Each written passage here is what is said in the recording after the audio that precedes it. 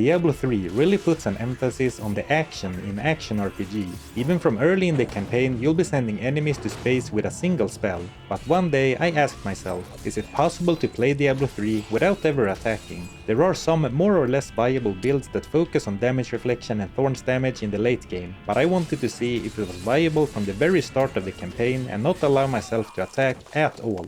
I decided to pick the monk for this challenge, and the reason was that he has some good defensive abilities that do not deal damage, like self-heals. Starting out on the road leading down to New Tristram, I unequipped my starting skill from my mouse button. There seemed to be no way to get rid of the basic attack, but the game has an option to bind a key to force move, meaning accidental attacks should pretty much be non-existent. I ran past the first few zombies on the road and soon found myself facing the first obstacle. To complete the first quest and enter the town, I had to kill all the risen dead attacking the gates. A lot of quests in this game are about killing enemies. Well, I had no ability to do that, but luckily the town guard could take care of these enemies while I bravely secured the gates. The town guards really dealt pitiful damage, but eventually Captain Rumford and his archers defeated the attackers. Most of them anyway. My first attempt to enter New Tristram was not successful. A single zombie had walked away from the battle and I could not for the life of me get it to follow me back towards the town guard. It simply didn't aggro on me unless I stood right in its face, and it showed no interest in following me if I started to move. And without being able to get the zombie back to the town guard, I was locked out of completing the quest, so I had to exit the game and start over. Though I kept going with the same character, so I did get to keep the experience I passively gained from idly observing that first battle, so that was nice I guess. For the second attempt, I assumed a more forward position to try and keep any zombie from losing interest and walking away, and because of that experience I gained from the first attempt, I leveled up during this encounter, which caused a big explosion around me, apparently even killing some enemies. You could perhaps argue that I killed those zombies, but as far as I am concerned, I didn't take any offensive action. I simply stood around when divine power suddenly exploded through me. Anyway, with all the zombies defeated, I completed the first quest and was granted access to the town of New Tristram. In Diablo 3, you gain new skills as you level up. So far I had 2 attack skills, which obviously were not of any use to me. Most skills would in fact be useless for this experiment, as most skills in Diablo 3 deal damage, but there were surely a few useful non-damaging skills that I would unlock a bit later. My next objective was to talk to Leah in the tavern. After we introduced ourselves, some infected villagers turned undead and started attacking us. I took on the duty of tanking while Leah took them down with her bow. Except she didn't. While the town guards dealt very little damage, for some reason Leia dealt no damage at all, literally 0, no matter how many arrows she fired. So we found ourselves in a stalemate, with the zombies not having enough damage to outpace the healing from my healing potion, and us dealing no damage to them either. But since I was the one who had a questline to progress, I was the loser of this exchange. I looked around the rest of the house, but other than a few books for a bit of experience, I didn't find anything. No extra town guards hiding behind the bar or anything. This obstacle stumped me. The other half of town was blocked by a cart, and the only other road outside of town was blocked by a barricade. There wasn't really much else to explore. There was one merchant in town who offered items for sale, but I had 0 gold. And interestingly enough, there didn't seem to be any lootable terrain other than the lore books, or any loot from enemies in the very first part of the game. I went around town inspecting every corner, but I found nothing of use. I restarted the entire questline over from scratch, but again, no drops from these enemies at all. The only thing I seemed to be able to gain was experience from restarting that first quest, which, while much slower compared to level 1, still gave me some experience at level 2. But to be honest, it didn't seem like a few more levels alone would even help that much. My main idea before starting this had been to try and buy some early gear with thorns damage on them, but without finding any gold or loot to sell, that wasn't gonna work. I guess I could have sold my starting weapon for 2 gold, but that didn't get me anywhere close to the prices that he was asking for his wares. I went back and forth in the small area I had access to several times, but apart from the experience books, there simply was nothing. But when I clicked on this book to record some footage showing that the books are one-time uses and not a repeatable way to farm XP, an idea struck me. That level up explosion from earlier seemed to be lethal to zombies, and there was in fact one lore book in the very room that I was stuck in. What if I could manipulate my experience to be just the right amount so that I leveled up from that book, and use that level up to defeat a handful of zombies in the tavern? With a glimpse of hope, I exited the game and created a brand new hero, since I had already used the book on my first one. I once again let the town guard handle the first quest for me, and this time none of the zombies managed to walk away. and without having to repeat the fight, I entered the town with a little bit of experience left until level 2. I entered the tavern again, being very careful to not click on this book by accident. Then, the villagers turned and I began herding all zombies towards the book. The moment of truth, I executed a plan, only to realize that I did not get nearly enough experience from that book to level up. Another full reset, another brand new hero. This time I let the town guard kill 2 zombies, and then I left the game and reset the quest, and started over with the same character. According to my math, those 2 extra zombies would be exactly enough to level up, as this time I entered town with 254 out of 280 experience. Close, but not quite enough. The one book gave me 20 experience, or so I thought at the time anyway, so I needed a little bit more experience, but there was another book in the basement of the tavern, so I went there first. That leveled me up. Reviewing the original footage, I could now see that a book in fact gave me 28 experience, not 20. That's the price you pay for sloppy research, I guess. Restarting completely from scratch on a new character for the 4th time. I did the same routine from the 3rd attempt, and once again I entered town with 254 experience. Good to see it was consistent at least. I herded the zombies to the book, and this time I did level up. And the sheer force of power that filled me sent all the zombies flying into the air. Manipulating my experience to level up using a random lore book was not how I expected this challenge to start, but it was very satisfying to solve this little puzzle. But while progress was nice, I was still unable to kill anything on my own, no thorn scare in sight, and once again tasked with a quest to kill enemies far away from the town guards. Though now a much larger area had opened up, which allowed me to find a few more experience books, and more importantly, finally seeing some loot drops. While looting a cave for gold, I found a chest containing my first piece of gear, reptilian gloves with 4 life regen. It was no thorns damage, but passive life regen seemed like a very nice stat for this character if I were to rely on getting repeatedly punched in the face to fight. Well, honestly, just finding some loot at all felt very nice. I reached the ruins of Old Tristram, where I also found a weapon rack for 1 more piece of gear, though as it was a weapon, this was just going to be sold for gold. And then I was stuck again, thwarted by a locked gate. My quest was to defeat the wretched queen, but with no way of doing so yet, I took the waypoint back to town instead. With all the random gold drops and selling some items, I now sat at 320 gold. Not quite enough to buy anything yet, but at least this was a meaningful amount of gold compared to the 2 gold I got from selling my starting weapon. And then by leaving and resuming the game, all the random lootable trash and piles of gold left on the floor had respawned, so now I could reliably farm both items and gold, without having to actually kill anything.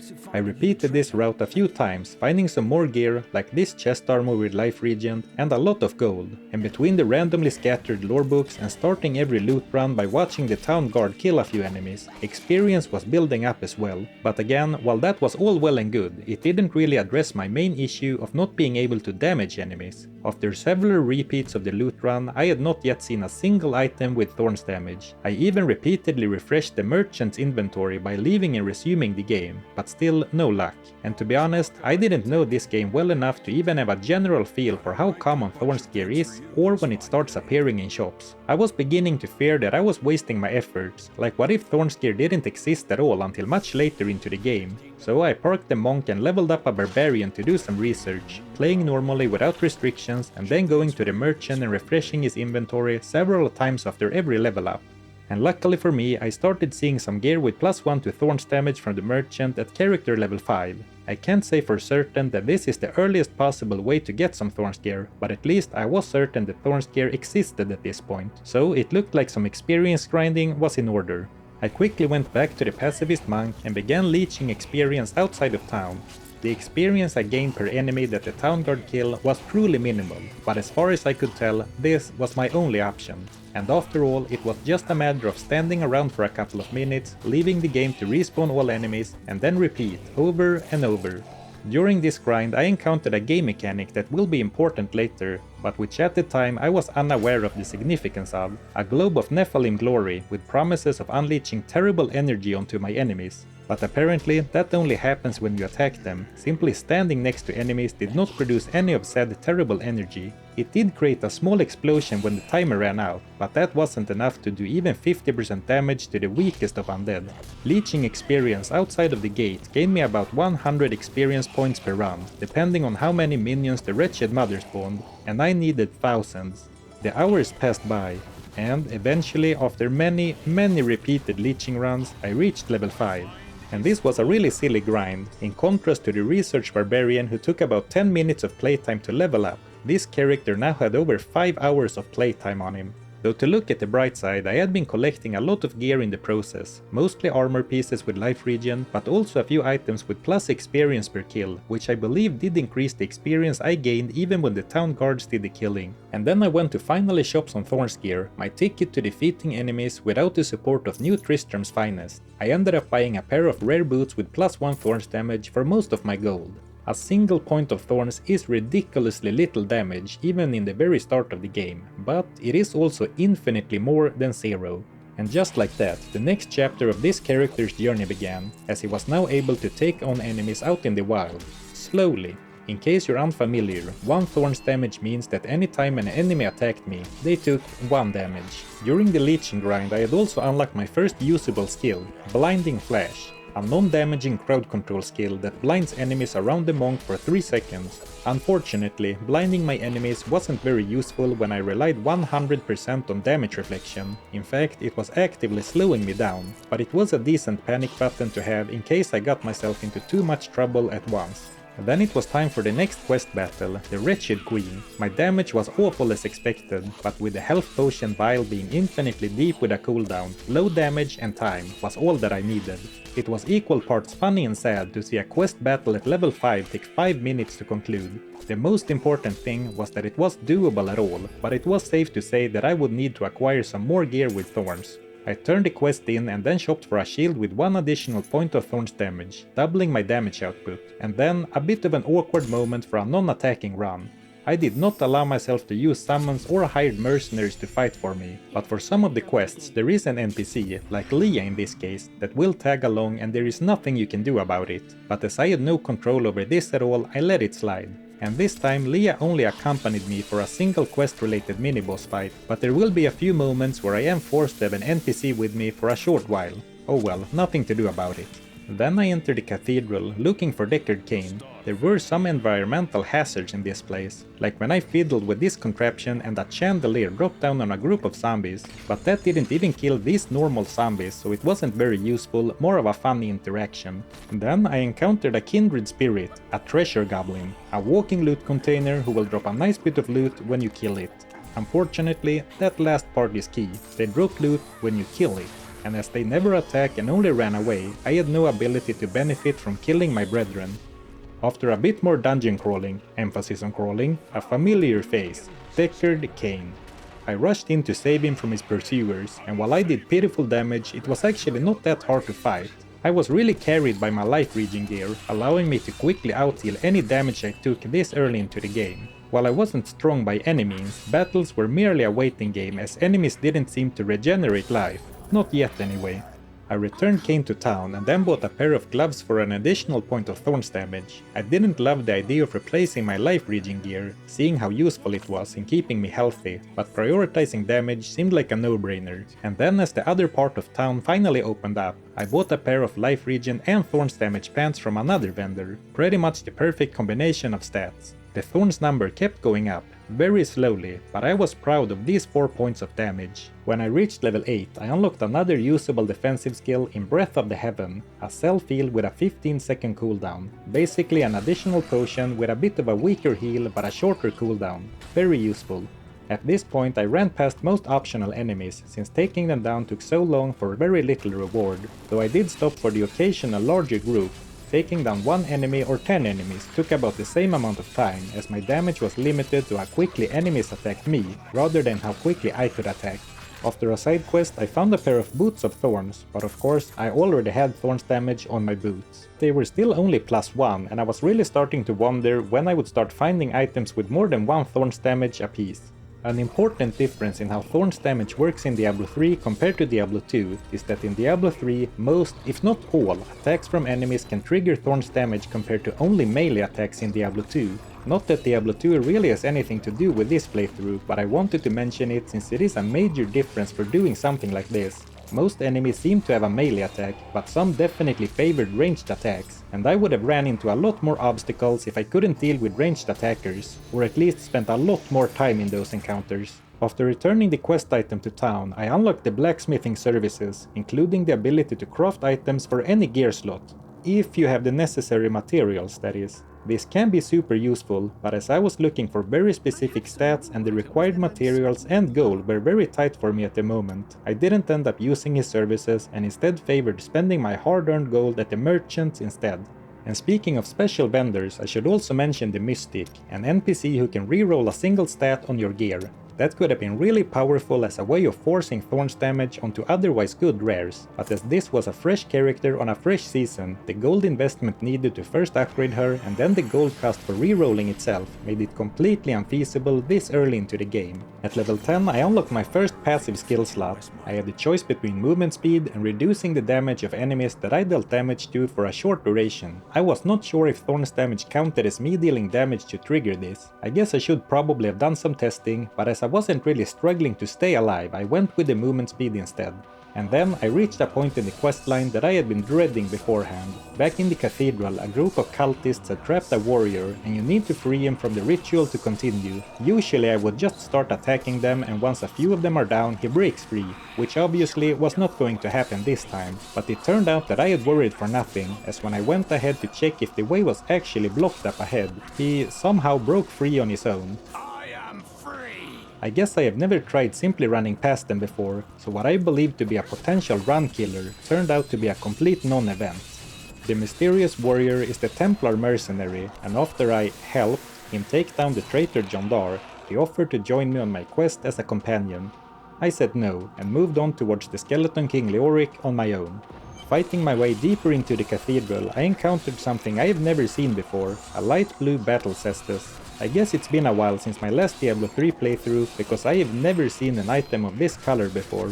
This monk weapon, Shadow Killer, looked absolutely insane compared to the other weapons I was finding at the time, though notably it didn't have any thorns damage or much in the way of defensive stats, so for me it wasn't actually looking that great to be honest. But surely all of those stats added up to a bigger benefit than simply +2 experience per kill, even for a wonky monk like myself. Soon I finally reached Leoric, ready for the first proper boss fight of the game. Before I took him on, I went back to town and bought 2 rings for a total of +16 vitality to boost my life total. I would have loved to find a bit more thorns damage as well, but for a while now I hadn't seen that stat on any items at all, not from drops or from vendors. So about that Leoric fight, Diablo 3 is normally the type of game where you absolutely destroy groups of normal enemies with ease, and then the boss fights are where you need to show some endurance and wear a big enemy down over time. I had to show endurance when fighting normal enemies and wear those down over time. Leoric had a massive health pool, and I did not do a lot of damage, it was barely noticeable. On the other hand, it was clear from very early in the fight that Leoric did not dish out enough damage to kill me as long as I used my heals on cooldown, so I found myself in a weird and honestly tedious situation. I was steadily dealing damage to him, but it was so painfully little. 5 thorns damage was, unsurprisingly, not nearly enough. I have had some grindy boss fights on this channel in other videos, but here I was not really doing anything, I was just standing around, but I could also not fully AFK as I had to press my healing hotkeys every 15 to 30 seconds when Breath of the Heaven and the potion came off cooldown, so this was the perfectly cursed mix of being super boring while still requiring my attention. This fight was in fact so bad that when Leoric was half dead I paused the game and took a break for several minutes. After a long drawn-out slugfest, I defeated the Skeleton King eventually, and if I remove the 5-minute break I took in the middle, this fight alone came out to a total of 40 minutes. I was rewarded with a small loot fountain for my troubles though, including a legendary helm as well as an interesting visual bug. The helm was Leoric's crown, which I believe is a guaranteed legendary drop the first time you kill him. 20 intelligence, 20 vitality, and a massive 40 life regen. Also a socket as well as a unique bonus to anything placed in that socket, but I had not found any gems yet. Still, this was a very powerful helm. Sadly, it didn't have any thorns damage, but 40 life regen alone seemed like a crazy good defensive stat. And back in town I did manage to upgrade my damage slightly anyway, by buying a couple of rings with thorns damage and life regen.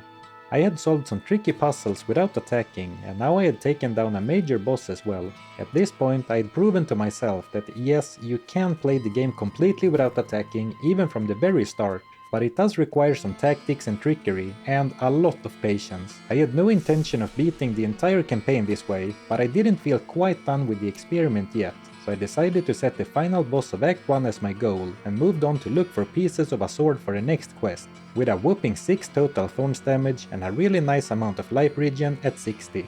And between that amount of life regen and steady heals off of my hotkeys, fighting and surviving were more or less taken care of, but I did run into a few more interesting problems to solve, starting with getting the first piece of the sword in the Kasraden. The shard was being held by a group of cultists. My quest was to kill them, and I was not able to interact with the sword shard before doing so, but they showed no interest in attacking me whatsoever. I tried using Blinding Flash to see if the stun would stun them out of channeling, but that did not work. They just went dazed for a bit and then went back to their business. I noticed that sometimes they moved around a bit when blinded, so I tried to see if maybe the tether to the shard would break if they got pushed far enough away, but their movement was random and it didn't seem like I was able to reliably influence it at all. Since it had worked when rescuing the Templar, I tried running as far away from them as possible, all the way back to the entrance of the cave, but that did not work this time. I don't think they even noticed I had left. Then I tried TPing to town and back, but that did nothing either. Not that I really thought it would, but I was exploring every option since killing an enemy who refused to attack me was simply not happening, and there weren't any lore books nearby that I could use to abuse the level up explosion like I did at the very start. I was once again faced with a major roadblock. Being all out of ideas, I then exited the cave and started grinding for loot and XP. More levels alone didn't seem to be the solution, but I figured it wouldn't hurt while I was thinking of what to do next. And I never figured out what to do, but instead the solution fell into my lap. While farming some minions, another one of those yellow orbs from earlier dropped, and I remembered that they caused a small explosion when the timer expired. I also remembered that the damage and pushback was very small, but it was worth a shot.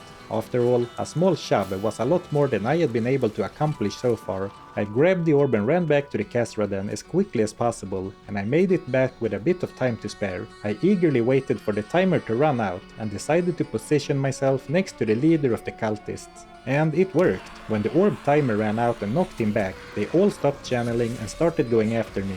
I don't know exactly why, but figuring out these kinds of unintended puzzles and finding solutions to problems that no one should realistically ever face is just so much fun to me. Once the cultists started attacking, I defeated them without any problems, and then the evil henchwoman Magda showed up. She is my least favorite character from the entire Diablo franchise, so we're going to ignore her. And after taking a bit more of a beating, I secured the first sword piece. I had to collect 2 more, but first, a pleasant surprise. At character level 13, I was finally starting to see some gear with 2 thorns damage apiece at the merchants, so I shopped for a few long-awaited gear upgrades, like this shield, these gloves, and these leather cuffs. I now had a total of 10 thorns damage, double digits, numbers I had never seen before, which was great, but also, let's do a quick reality check. My weapon did over 100 damage with every attack, and that does not include any of the big damage multipliers from skills. So while I was happy that the number went up, make no mistake, this was abysmal damage numbers. To get the next shard, all I had to do was to defeat some mini-bosses, an easy and straightforward task. Sure, it was slow, but quests like these where enemies attacked me was no problem.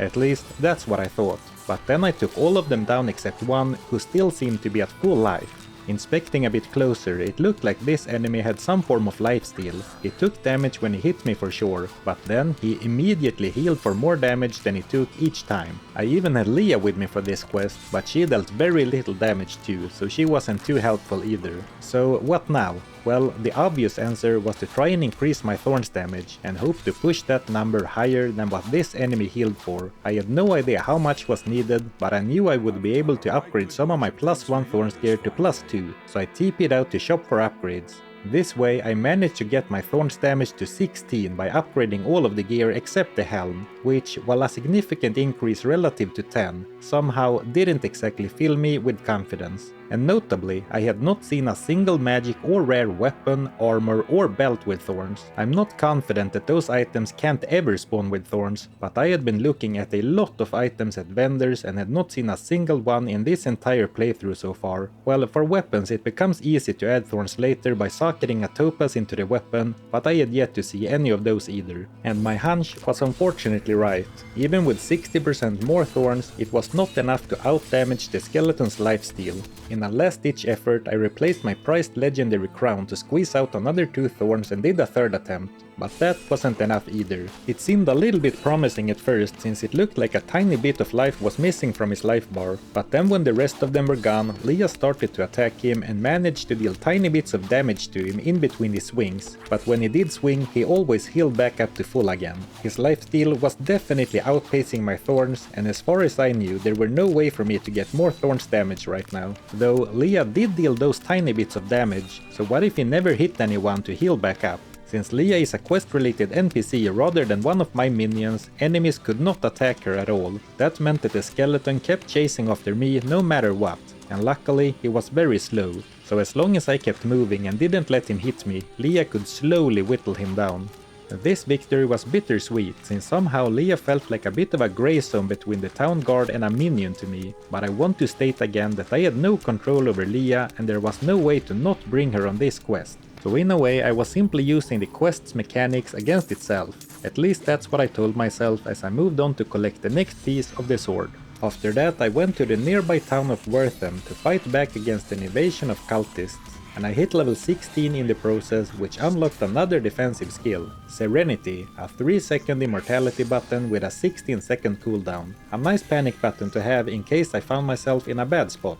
The attack on Wortham was a distraction, and Magda set up a trap. I rushed back to New Tristram and entered Deckard Cain's house. There was a cutscene playing here, but I'm not going to show it to you. Basically, Deckard Cain decides to retire after helping us put the sword pieces back together, and then he goes to live on a farm outside of the city. It's fine, he'll be happier that way.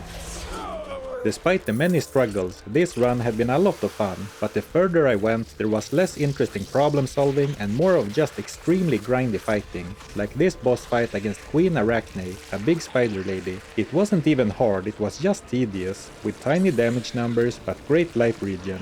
The spider alone took 20 minutes to defeat, and she was just a random mini-boss in a traversal dungeon. To be fair, the later parts of the act introduced some scarier enemies, and I was starting to drop low against some tougher ones now and then, despite my high life regen.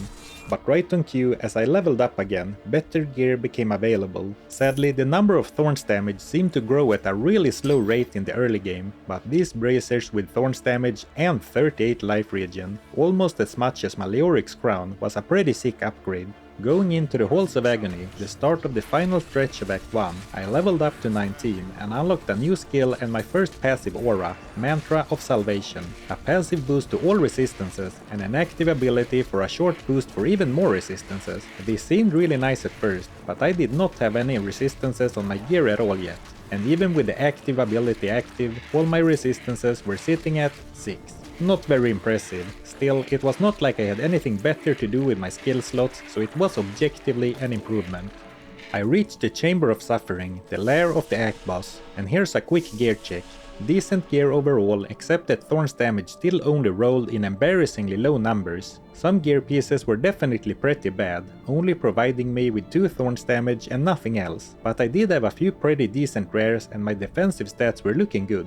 And then I went in and encountered the Butcher, a big monster in a burning arena with no way of retreating. Though having played through Diablo 1 recently, his Diablo 3 reincarnation doesn't feel nearly as frightening. You are not supposed to fight the Act Boss with 16 damage, but it was certainly possible as the Butcher did not regenerate life at all. The floor periodically sets on fire, so I had to move around a bit, but now I had so much passive healing, a couple of active heals, a blinding spell, and a 3-second immortality button on command, so honestly I was never in any real danger. This fight was another absolute grind. I begged the Butcher to attack me faster, but he ran around and used special abilities. But it wasn't that interesting of a fight. A bit of an anticlimax I have to say, though it did take a full 30 minutes, so in a way it really was a fitting final encounter for this run.